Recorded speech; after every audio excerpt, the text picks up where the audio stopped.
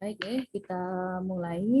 Bismillahirrahmanirrahim. Assalamualaikum warahmatullahi wabarakatuh. Waalaikumsalam. Baik, terkait dengan yang kemarin sudah ya, berarti kita lanjutkan materi kita di bab ke-6 ya, pertemuan yang ke-11 ya, tentang pluralisme.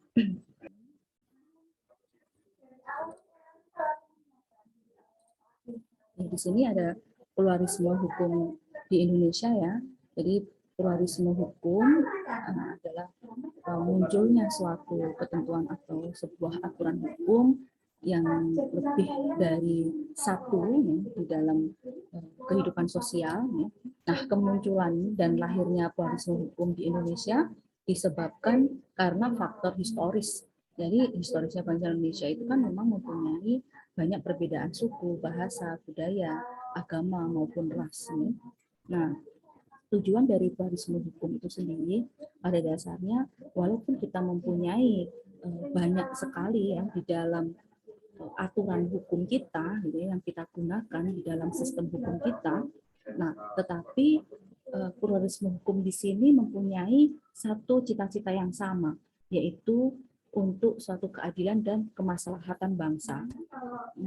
Indonesia menganut 3 sistem hukum ya, yang ada di Indonesia, yaitu ada sistem hukum adat, kemudian ada sistem hukum Islam, dan hukum Barat. Nah, itu memang kita tidak bisa memungkiri ya, kalau sistem adat itu sebelum Indonesia mempunyai nama Indonesia ya, masih sifatnya Nusantara, kedaerahan dulu, kerajaan, itu memang hukum adat sudah berlaku di Indonesia.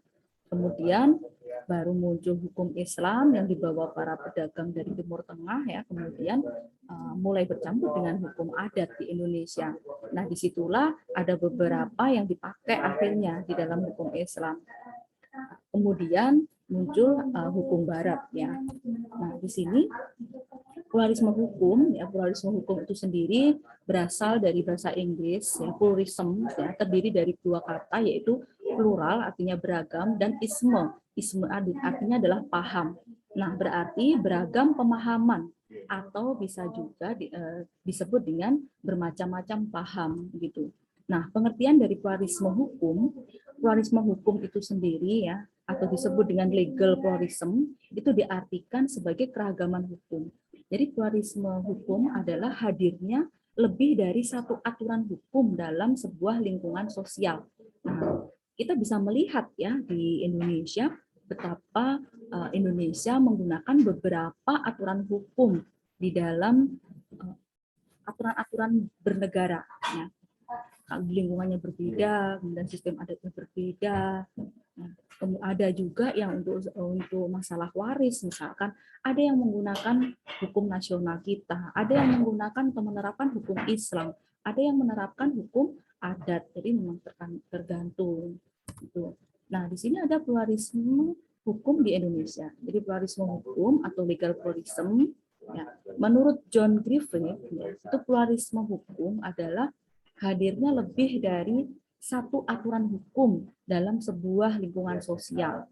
Ya, bisa dilihat di bukunya Griffith ya, tahun 86 itu di halaman pertama. Nah, kemudian pada dasarnya untuk pluralisme hukum itu melancarkan kritik terhadap apa yang disebut dengan John Griffith ya sebagai ideologi sentralisme hukum atau disebut dengan legal centralism. Jadi di sini intinya pluralisme hukum itu ada beberapa kritik yang disampaikan terkait dengan pluralisme hukum ini. Nah, sentralisme hukum, ya, jadi memaknai hukum itu sebagai hukum negara.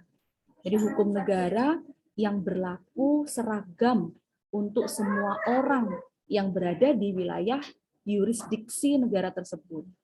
Jadi hanya ada satu hukum yang diberlakukan dalam suatu negara, yaitu hukum negara. Nah, hukum itu hanya dapat dibentuk oleh lembaga negara yang diberikan kewenangan khusus untuk membentuk suatu peraturan. Nah, kemudian kalau kita melihat dari kaidah-kaidah hukum yang ada di Indonesia. Kaidah hukum yang ada di Indonesia itu ada hukum adat, kemudian ada hukum agama maupun kebiasaan. Ya. Nah, kemudian di dalam sentralisme hukum itu menempatkan hukum negara berada di atas daripada kaidah hukum. Jadi di sini artinya kaidah-kaidah hukum lain yang dianggap memiliki daya ikat yang lebih lemah itu harus tunduk pada hukum negara. Nah, kalau Indonesia kan punya sistem hukum nasional. Walaupun kita punya kaidah-kaidah hukum yang beragam, mulai dari hukum adat, hukum agama, maupun kebiasaan-kebiasaan yang muncul di dalam masyarakat, maka itu dianggap lebih rendah. Jadi kita harus menempatkan hukum negara itu berada di atas kaidah hukum. Nah, di sini ada pluralisme hukum, ada sejumlah kritik yang disampaikan. Di antaranya adalah pluralisme hukum itu dinilai tidak memberikan tekanan pada batasan istilah hukum yang digunakan. Jadi sifatnya masih plural ya, tidak ada kekhususan dan sebagainya. Jadi pluralisme hukum itu dianggap kurang mempertimbangkan faktor struktur sosial ekonomi makro yang memengaruhi terjadinya sentralisme hukum dan pluralisme hukum. Nah, menurut Ricardo Simarmata itu kelemahan penting lainnya dari pluralisme hukum adalah pengabaian terhadap aspek keadilan. Jadi mungkin ketika pluralisme hukum itu diterapkan, begitu tidak mencapai aspek keadilan. Mungkin itu salah satu kelemahan. Gitu. Kemudian pluralisme hukum sendiri belum bisa menawarkan sebuah konsep sebagai antitesis negara hukum. Jadi di sini pluralisme hukum itu hanya dapat dipakai untuk memahami realitas hukum yang ada di dalam masyarakat saja. Nah, di sini ada gerakan pluralisme hukum di Indonesia. Jadi sebenarnya ketika pluralisme hukum itu terjadi di Indonesia, banyak perkembangan pluralisme hukum dalam gerakan perubahan hukum. Di antaranya apa? Munculnya advokasi-advokasi terhadap masyarakat adat misalkan. Jadi di sini pluralisme hukum itu dipakai untuk membela tanah-tanah masyarakat yang diambil paksa oleh negara atau pelaku swasta. Jadi di sini kalau kita bisa melihat hukum adat itu ditampilkan sebagai lawan dari hukum negara yang memberi keabsahan perampasan-perampasan tanah adat. Kemudian kita juga bisa melihat dari UPA ya, Undang-Undang Pokok Agraria. Jadi ada peluang melalui aturan yang mengakui keberadaan tanah-tanah adat atau hak layak. Ya. Kalau masih ingat itu ada di hukum agraria. Ya. Kemudian pluralisme hukum itu dipakai untuk mengangkat kembali keberadaan hukum adat. Jadi dalam upaya untuk melindungi sumber daya alam yang dimiliki masyarakat adat dari perampasan-perampasan yang diabsahkan hukum negara. Nah, jadi dengan adanya pluralisme hukum ini sangat membantu sekali ya, membela sekali dari tanah-tanah masyarakat yang diambil paksa oleh negara. Nah, beberapa pengakuan dan penghormatan dari kesatuan-kesatuan masyarakat hukum adat terkait dengan hak-hak tradisionalnya bisa kita melihat terdapat di dalam pasal 18B Undang-Undang Dasar 1945 pada amandemen kedua tahun 2000. Kemudian kita juga bisa melihat di TAP MPR ya, di nomor 9 2001 tentang pembaharuan agraria yang di dalamnya dianut untuk tentang masyarakat adat, juga tidak terlepas dari pengaruh pluralisme hukum. Nah, di sini macam-macam hukum yang ada di Indonesia. Kita bisa melihat ada hukum adat, kemudian ada hukum Islam, kemudian ada hukum Barat. Nah, kita kupas satu-satu ya, mulai dari hukum adat ya. Nah, hukum adat adalah aturan kebiasaan manusia dalam kehidupan bermasyarakat.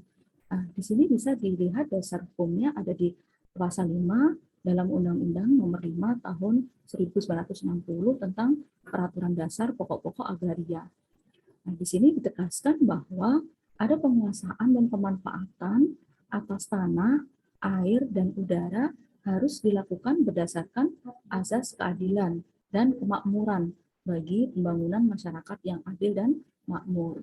Kemudian kalau kita bisa melihat amandemen dari Undang-Undang Dasar Negara Republik Indonesia tahun 1945, kedudukan hukum adat ya, semakin diakui keberadaannya.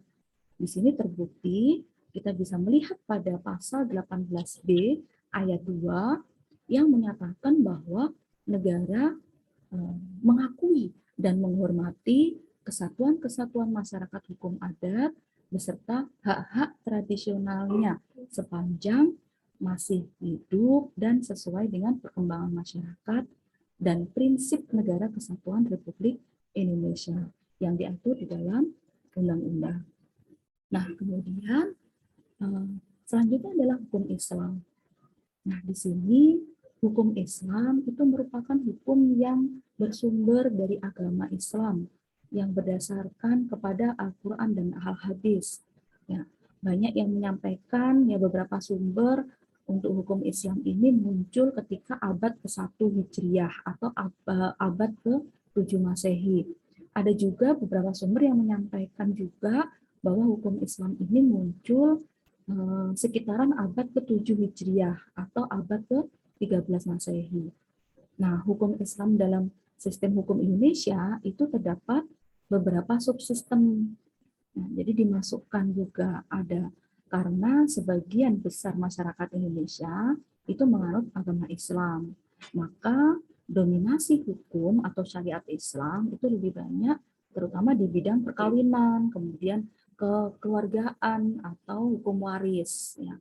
Nah, kemudian Al-Quran dan Al-Hadis itu menjadi dasar hukum bagi umat Islam, aturan-aturan di dalam kehidupan masyarakat Islam khususnya, jadi berbagai aspek kehidupan itu telah terperinci dan telah diatur di dalamnya. Jadi Al-Quran dan Al-Hadis itu menjadi tumpuan hukum hingga sekarang. Jadi kalau misalkan masalah perkawinan, kemudian kekeluargaan, ataupun hukum waris yang beragama Islam pasti akan menggunakan hukum Islam gitu. Kemudian kita melihat hukum Barat ya. Jadi ini juga bagian dari macam-macam Indonesia. Nah, kita mengenal ada civil law. Ya, civil law itu dalam pengertian merujuk keseluruhan sistem hukum yang saat ini diterapkan pada sebagian besar negara Eropa Barat, ya, kemudian Amerika Latin, negara-negara Timur Dekat, dan sebagian besar di wilayah Afrika, Indonesia, dan Jepang. Ya. Nah, kemudian sistem dari hukum Romawi kuno ini pertama kali diterapkan itu di Eropa, ya, berdasarkan jus civil Romawi yaitu hukum privat. Nah, ini diaplikasikan di negara dalam konteks domestik. Ya. Kemudian sistem ini juga disebut dengan jus virtum atau sebagai lawan dari jus virtum adalah jus gentium. Ya. Jadi pada waktu yang tepat akhirnya hukum ini dikomplikasikan, kemudian dikodifikasikan, dan banyak pengawat yang sering merujuk pada civil law sebagai negara hukum terkodifikasi yang paling utama. Nah, kemudian ada civil law, ada common law. Jadi ada common law atau Anglo-Saxon ya. Jadi adalah sistem hukum yang berasal dari Inggris dan berkembang di negara-negara jajahan. Jadi sistem hukum common law ini berdasarkan pada putusan pengadilan sebagai sumber hukum gitu. Nah, teman-teman, kalau kita bisa melihat ya perkembangan zaman sekarang di era digitalisasi ya, kemudian globalisasi informasi, sekat negara tidak lagi dapat dipertahankan. Jadi kondisi demikian ya secara perlahan istilahnya kayak mencairkan dua perbedaan gitu ya pada sistem hukum besar common law dan civil law. Jadi pada bidang-bidang tertentu tentunya. Jadi untuk common law atau Anglo-Saxon ya adalah suatu hukum yang berasal dari Inggris tadi dan berkembang di negara-negara jajahannya. Nah, di sini sistem hukum common law itu mendasarkan pada putusan pengadilan sebagai sumber hukumnya. Nah, sedangkan sistem hukum civil law ya atau Eropa kontinental yang berlaku di negara-negara Eropa daratan, kemudian negara-negara jajahannya, ya, termasuk Indonesia, ya, itu berpegang pada kodifikasi undang-undangnya sebagai sumber hukum utamanya. Nah, selain itu, dari sistem peradilan pada sistem hukum civil law yang bersifat inquisitorial ya atau hakim itu mempunyai peranan besar gitu ya. Kalau civil law itu hakim itu mempunyai peranan besar di dalam mengarahkan dan memutuskan suatu perkara yang ditanganinya. Gitu. Jadi dengan dua sistem hukum yang tidak sama, maka istilahnya kalau kita mengatakan ya, maka haruskah akan selalu ada dikotomi ya pada kedua dengan tidak berusaha mencari titik temu di balik perbedaan kedua sistem hukum ini. Nah, dari istilahnya dengan berbagai fenomena sosial global ya yang terjadi, tentunya sudah seharusnya diusahakan bersama perbedaan di antara kedua sistem hukum antara civil law dan kemudian common law itu ya. Nah, mengapa harus terjadi demikian? Nah, di sini kalau kita berbicara masalah dikotomi ya dari kedua hukum civil law dan common law itu ya, salah satu alasan perlunya menyatukan perbedaan gitu ya antara dua sistem hukum gitu, karena perkembangan peradaban, kemudian kemajuan, kemudian keterhubungan informasi melalui internet yang melewati batas-batas ya, memaksa perubahan pada sistem hukum. Ini ya. Jadi ini tidak bisa menutup kemungkinan teman-teman ya. Jadi melihat istilahnya melalui kedekatan informasi dengan komunikasi antar negara, maka akan saling mempengaruhi sistem hukum ini. Jadi ini kita tidak bisa istilahnya menghalangi gitu ya. Karena sistem informasi kita itu semakin pesat gitu perkembangannya. Ya. Jadi mempengaruhi dalam arti positif ya, mempengaruhi dalam arti positif. Karena memang tidak ada untungnya gitu ya dengan selalu mengedepankan perbedaan yang ada.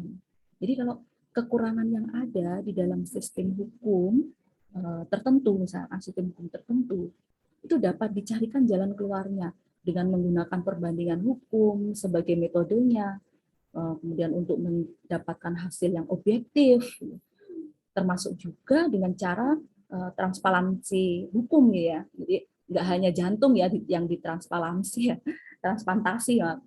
Jadi hukum juga bisa gitu ya. Jadi di sini pemikiran-pemikiran alternatif, kemudian pengembangan hukum itu menjadi sangat dibutuhkan.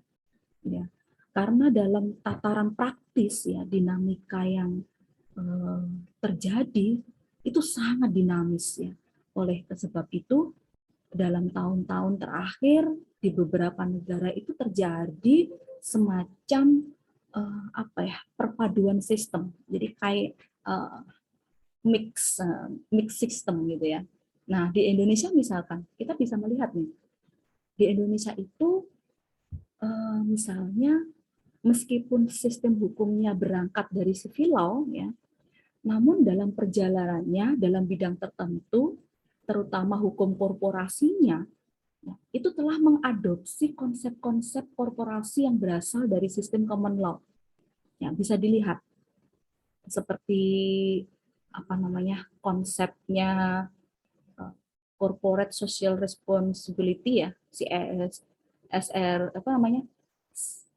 CSR ya, sampai lupa. Ya, itu. Kemudian apa lagi ya yang istilahnya konsep yang ambil dari common law ya. Fiduciary duty, kemudian bisnis apa ya, gentleman rule, BJR. Nah, banyak ya, coba nanti dicari banyak sekali ada apa namanya shareholders delivery action misalnya. Banyak ya. Yang kesemuanya itu bukan dari Indonesia, bukan dari Indonesia itu. Namun keseluruhan konsep di atas itu telah ada gitu ya, diatur dalam undang-undang. Contoh di ini apa namanya undang-undang persiaran terbatas di Undang-Undang Nomor 40 Tahun 2007 coba dibuka-buka ya. Itu konsep-konsep yang bukan berasal dari Indonesia diturunkan di situ, gitu ya. Ya Undang-Undang persiaran terbatas. Jadi meskipun istilahnya hal-hal yang seperti apa namanya yang diambil dari sistem common law itu tidak diakui gitu ya secara tegas gitu, tapi telah diatur dan menjadi ketentuan di dalam undang-undang persiaran terbatas gitu. Nah, hal ini kenapa? Hal ini menunjukkan kan, ya toh, menunjukkan bahwa secara implisit di Indonesia itu telah mengakui konsep-konsep hukum perseroan terbatas pada sistem hukum common law. Nah, hal sebaliknya juga terjadi yang diakui misalkan, diakui kemudian diterima konsep hukum dari Indonesia menjadi bagian dari hukum internasional. Jadi termasuk negara-negara dengan sistem hukum common law. Jadi seperti konsep wawasan Nusantara. Wawasan Nusantara di dalam hukum laut internasional. Ya. Yang mana konsep ini digagas oleh Profesor Dr. Mohtar Kusuma Atmaja. Nah, itu konsep itu diakui oleh negara lain. Ya. Jadi ada konsep yang dikenal di industri migas dan pertambangan. Jadi seperti konsep bagi hasil yang kemudian dikenal dengan apa tadi ya, apa ya, production sharing contract, PSG, ya, untuk bidang perminyakan. Kemudian ada lagi di mana konsep hukum ini telah diterima, kemudian diberlakukan juga perjanjian-perjanjian internasional antara pihak Indonesia dengan perusahaan asing dengan latar belakang sistem hukum yang berbeda juga. Jadi bahkan sekitar tahun 2017 ya, Indonesia itu telah menggagas yang namanya konsep hukum apa Pak? Gross split, GS ya, GS, gross split ya. Jadi meskipun ya mungkin tahapannya kontroversi, memang kalau misalkan ada sesuatu yang baru itu nggak bisa menutup kemungkinan ya, yang namanya kontroversi itu pasti ada gitu. Ya. Jadi sebagai upaya untuk mengganti yang namanya cost recovery ya, CS ya, cost recovery itu. Nah, itu tahun 2017 itu Indonesia pernah itu menggagas yang namanya konsep gross splits ya. Jadi hal ini menunjukkan bahwa sistem hukum civil law itu juga dapat mempengaruhi sistem hukum common law, gitu ya, dari gambaran-gambaran tadi, gitu. Maka terjadi yang namanya akulturasi sistem, ya. Jadi apa namanya, akibat dari apa? Ya tentunya akibat dari pengaruh berkembangnya teknologi informasi yang sedemikian cepat dan mampu menembus barikade hambatan yang ada di dunia. Apa sih yang nggak bisa menghambat masalah teknologi, masalah internet gitu ya. Coba aja kalau nggak salah dibuka gitu, kita pengen tahu nama bunga, ketik ya yang muncul bunga Citra Lestari kan.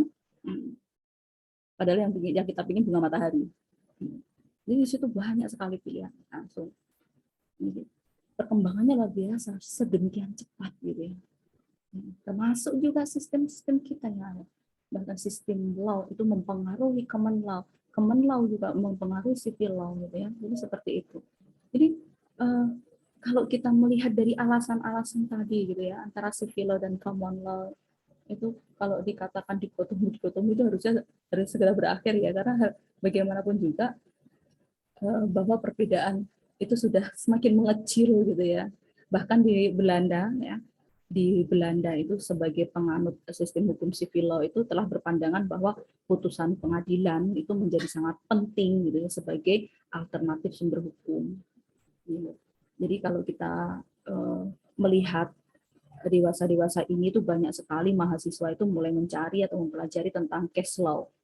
Jadi kasus-kasus tentang putusan pengadilan. Kemudian sebagai bagian dari pelajaran yang harus ditempuh. Ya. Kemudian contoh aja, sebagai contoh ketika mengambil kuliah apa namanya, perbuatan melawan hukum misalnya, gitu. Ya, itu bisa dilihat ya, mempelajari apa namanya case law itu menjadi penting gitu ya, sebagaimana yang diajarkan oleh MA di dalam membuat suatu pertimbangan hukum. Kemudian di sisi lain juga ada apa namanya legislator gitu ya, legislatif yang sebagai pembuat hukum. Jadi tidak cukup menjelaskan apa itu melawan hukum, Jadi harus istilahnya harus dituntut untuk mendefinisikan yang secara mendasar bertentangan dengan pandangan asli para legislatif. Jadi sudah seharusnya permasalahan-masalah istilahnya itu juga sudah bukan lagi menjadi masalah yang besar gitu ya, mau civil law ataupun common law gitu ya. Ya, sebentar, sebentar nih.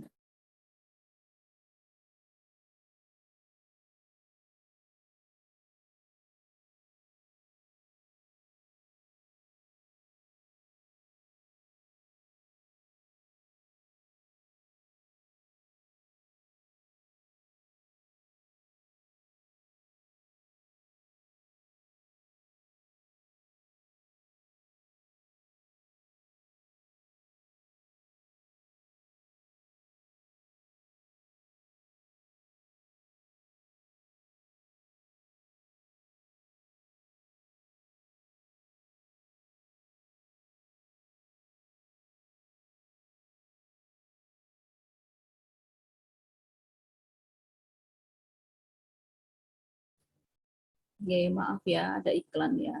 Iklan dari Mabes Markas Besar. Ibu yang telepon. Makanya kalau ibu sama bapak yang telepon harus segera diangkat.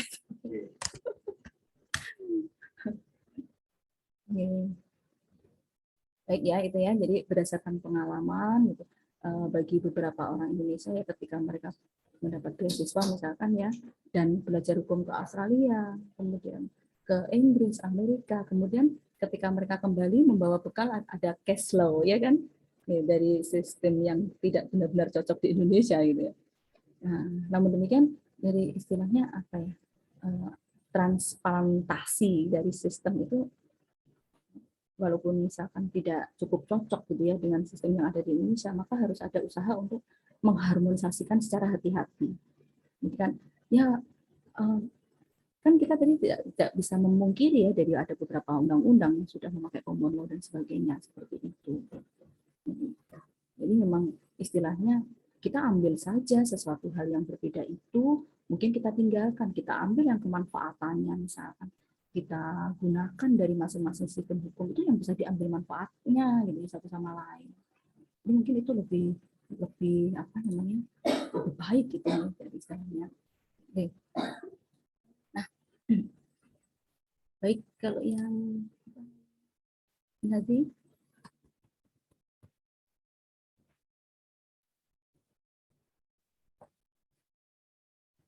ini, nah di sini jadi pada intinya ya, untuk konsep pluralisme hukum gitu ya, bangsa Indonesia itu menegaskan bahwa masyarakat itu memiliki cara berhukumnya sendiri gitu ya, yang sesuai dengan rasa keadilan, kemudian sesuai dengan kebutuhan dalam mengatur relasi-relasi sosial gitu ya. Kemudian harus hukum yang berbeda pada Indonesia ya, jadi hukum akan terpakai sendiri dengan keinginan dan kebutuhan masyarakat. Nah, contoh saja seperti tadi, misalkan kalau kita terkait dengan hukum perkawinan, maka yang non Muslim dia berada di catatan sipil, kemudian yang Muslim dia ada di pengadilan agama, kemudian masalah kewarisan juga seperti itu. Yang menganut hukum Islam berarti yang pakai hukum Islam. Ada yang misalkan masih tidak mau menganut hukum Islam tapi menganut hukum adat, ada seperti itu. Kemudian pluralisme hukum adalah munculnya suatu ketentuan atau sebuah aturan hukum yang lebih dari satu di dalam kehidupan sosial. Karena apa? Karena adanya faktor historis bagi bangsa Indonesia yang mempunyai banyak suku, bahasa, budaya, agama maupun ras ya. Nah, tetapi jangan sampai dilupakan bahwa tujuan dari pluralisme hukum itu yang terdapat di Indonesia itu hanya memiliki satu cita-cita yang sama, yaitu keadilan dan kemaslahatan bangsa. Jadi begitu dari usulis ya. Mungkin ada yang disaringkan untuk kepada teman-temannya terkait dengan pluralisme hukum, kalaupun Tidak, tidak apa-apa. Ini pun saya ini dulu ya, absen ya. Tadi untuk Mas Tata, Mas Jin. Mas Muhammad Revil Hadir, Bu. ini tadi tanggal 11 ya. Mas Rio Dirgantara. Rio Dirgantara. Jaringannya jelek katanya, Bu. Oh gitu, tapi tadi masuk ya. Ini masuk, Iya. oke. Di awal-awal masuk tadi. J, siap. Mbak Esther. Hadir, Bu. J. Mbak Sansabila. Hadir, Bu. Mas Erlandi. Hadir, Bu. Erlandi. Mas Arya. Hadir, Bu. Hadir. Siap. Mas Muhammad Zarintan. Muhammad Zarintan. Hadir, ya. Mas Raul Jilito. Hadir, Bu. Oke. Mbak Alicia Putri. Hadir, Bu. Mas Tatak tadi izin. Mbak Siti Wulandari. Hadir, Bu. Oke. Mas Sofiantoro. Mas Sofiantoro tadi ada ya kameranya? Ya, hadir ya. Oke. Mbak Ana Irawati. Hadir, Bu. Hadir. Hadir. Mas Dimas. Mas Dimas Primansyah. Mas Dimas ini kayaknya enggak. Mas Dimas. Oh ini. Mas Dim. Mas Dimas sinyalnya jelek tadi, Bu. Oh gitu ya, tapi ada. Ada. Ada fotonya kok. Mas Soyo. Ya. Hadir, Bu. Iya. Bu mau tanya nanti guys setelah presensi ada sedikit pertanyaan saya. Oh, Terus, J, Mas. Iya. Mas Amir, Mas Amir izin. Ya. Mas Taufik, Pak Taufik. Pak Taufik. Pak Taufik. Pak Taufik. Enggak ada. Enggak ada ya. Ini pendengarnya metu terus ya, Pak. Ya. Waktunya metu terus. Tapi tadi masuk. Ini di tempatnya Mbak Alicia, ini burungnya banyak ya. Suaranya burung. Pak Sasongko.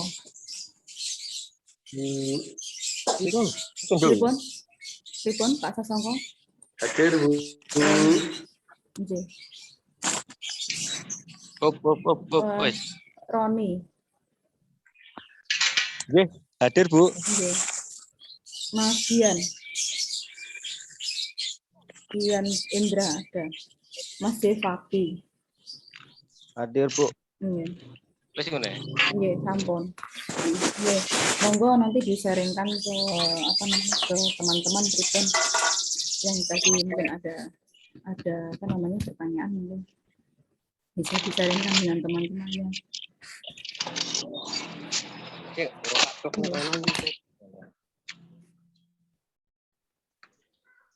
Bu Sulis, tes. Nggih, dalam ini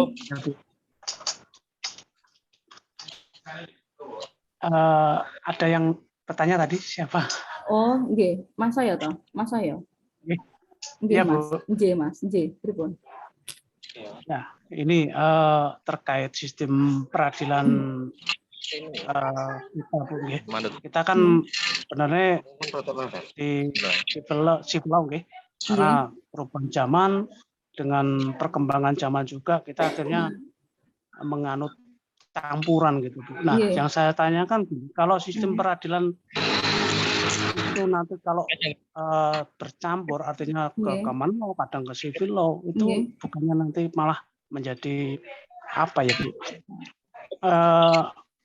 Penyimpangan gitu kalau menurut saya loh, karena kita mengadopsinya dua pandangan gitu. Kalau civil law, common law itu sebenarnya jauh beda, kalau saya lihat di barat itu mungkin kalau common law itu kan ada di situ ada apa ya, juri ya, Ya. beberapa juri lah, sedangkan kita kan enggak. Nah, kalau kita saat ini kita bercampur gitu, Bu. Nah, pandangan Ibu, pendapat Ibu pripun, Bu? Kalau sistem peradilan kalau mengikuti perkembangan sampai campur, sampai kadang kita pakai common law, kadang kita pakai civil law, itu bukannya malah apa ya, murat-marit gitu, Bu. Baik, terima kasih Pak Soyo. Mungkin ada teman-teman yang mau menjawab, Bu? Bukan? Mbak Alis biasanya ini yang aktif itu. Mbak Alis? Halo, Mas Raul? Mas Sufyantoro? Mas Sufyantoro mau memberikan jawabannya? Sering? Mas Sofyantoro, ojo mikir keringnya kentangnya. Nyimarin, Bu. Ayo, Mbak Ana, pripun Mbak Ana?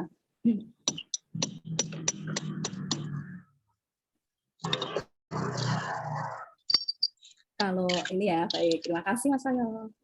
Jadi kalau ini tadi kan yang saya sampaikan itu terkait dengan pluralisme ya. Jadi memang ada beberapa yang istilahnya dari kita menggunakan common law di beberapa kasus-kasus tertentu atau bidang-bidang tertentu.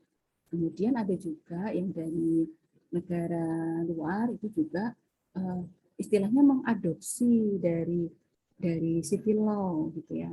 Jadi negara common law tapi juga mengadopsi dari konsepnya civil law, seperti contoh tadi dari diakui oleh hukum internasional ya, contohnya seperti wawasan Nusantara di dalam hukum laut internasional. Kemudian kita memakai common law itu di beberapa undang-undang terkait dengan undang-undang perseroan perdata misalkan. Tetapi kalau di dalam sistem peradilan kita ya, sistem peradilan kita itu digolongkan dalam apa yang dinamakan dengan sistem kontinental. Jadi yang ditandai dengan adanya lembaga kasasi oleh Badan Peradilan Tinggi. Nah, kasasi diadakan semata-mata untuk mengawasi dari segi penerapan hukumnya, ya, dalam setiap putusan Badan Peradilan. Nah, kemudian ada lembaga kasasi itu berasal dari apa namanya, Prancis itu ya, itu kan lembaga kasasi itu seperti itu. Nah, sistem peradilan di Indonesia itu juga ditandai dengan tidak dikenalnya peradilan juri. Nah, kalau di Indonesia nggak pakai common law, kalau common law itu kan pakai juri ya. Jadi biasanya istilahnya apa namanya hakim itu kayak wasit gitu ya, misalnya hakim itu seperti wasit. Kalau di sini seperti itu. Jadi kayak juri. Nah, kalau sistem peradilan di Indonesia tidak dikenal itu yang namanya peradilan juri. Jadi dalam peradilan juri itu ada orang-orang awam yang bukan ahli hukum itu ikut duduk ya, ikut duduk sebagai hakim dan ikut memutus perkaranya. Nah, peradilan juri itu hanya terdapat dalam peradilan pidana di sana. Jadi istilahnya dewan juri itu memutuskan salah atau tidak salah, kemudian ada pembuktian, bila dianggap cukup bukti dan meyakinkan dewan jurinya, itu maka terdakwa akan dinyatakan bersalah. Nah, kalau misalkan tidak dianggap istilahnya sesuai dengan bukti-bukti, tidak diyakinkan, maka dia akan diputus bebas. Gitu. Nah, seperti itu. Tapi kalau di Indonesia tidak. Jadi memang ada aturan-aturan kalau di sistem peradilan kita. Sampai dengan hari ini, sampai sekarang memang belum ada ya kasus di Indonesia yang memakai juri, belum. Jadi benar sekali juga ya kalau disampaikan oleh Mas Soleh tadi, misalkan kita pakai kedua-duanya ya sudah gitu ya. Tetapi mungkin ada beberapa yang bisa, karena memang kalau misalkan untuk di perdata itu hakim memang sifatnya dia pasif ya, pasif karena dia menunggu di kedua belah pihak itu menentukan istilahnya dari pihak satu dengan pihak dua. Pertama kali datang itu pasti si hakim akan menawarkan perdamaian. Nah, perdamaian itu kalau di pidana biasanya ada inisiatif dari hakim untuk memutuskan sebuah perkara. Jadi melihat dari soal-soal pembuktiannya dengan meyakinkan atau tidak seperti itu. Nah, Jadi perbedaannya di situ, Mas Leon. Jadi memang kalau untuk sistem peradilan kita itu memang berbeda. Iya, kan?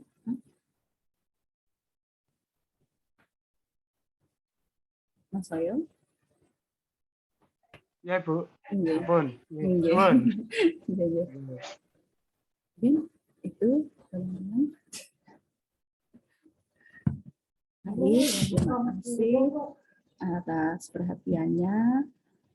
Saya cukupkan ya sampai di sini.